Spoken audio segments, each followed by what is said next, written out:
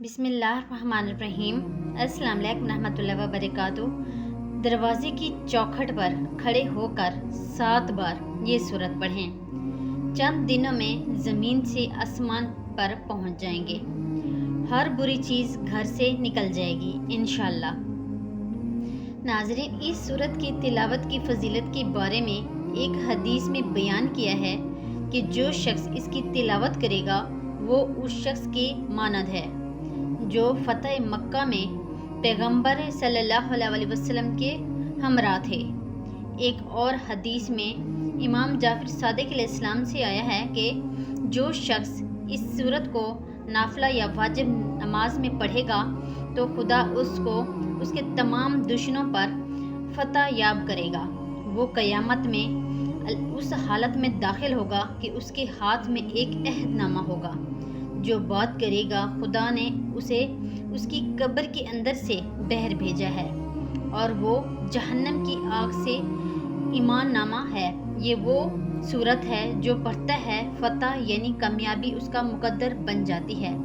उसका सोया नसीब जाग जाता है।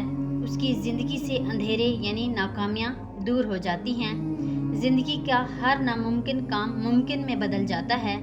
तो जिस घर के दरवाज़े की चौखट पर ये सूरत पढ़ी जाती है उस घर में अल्लाह की रहमतें बरकतें आना शुरू हो जाती हैं।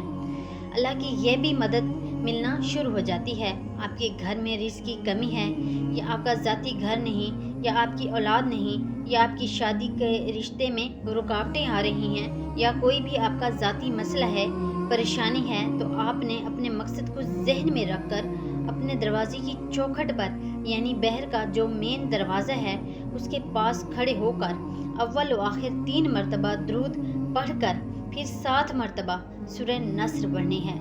ये 30वें पारे की छोटी सी सूरत है, बहुत ही कमाल की सूरत है। इस सूरत को पढ़ने से हर मैदान में कामयाबी के दरवाजे आपके लिए खुलेंगे। हर रोज़ 7 बार पढ़ने से हर बला मुसीबत और हर निगहनी परेशानी से आप हमेशा महफूज रहेंगे। दुश्मन पर फतह और अल्लाह की यह भी मदद हर काम में आपको मिलेगी।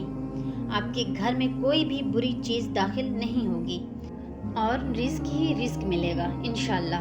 आप इस अमल को लाजमी करें, इसे शेयर करें, वीडियो को लाइक और चैनल को सब्सक्राइब करें। जज़ाकल्लाह।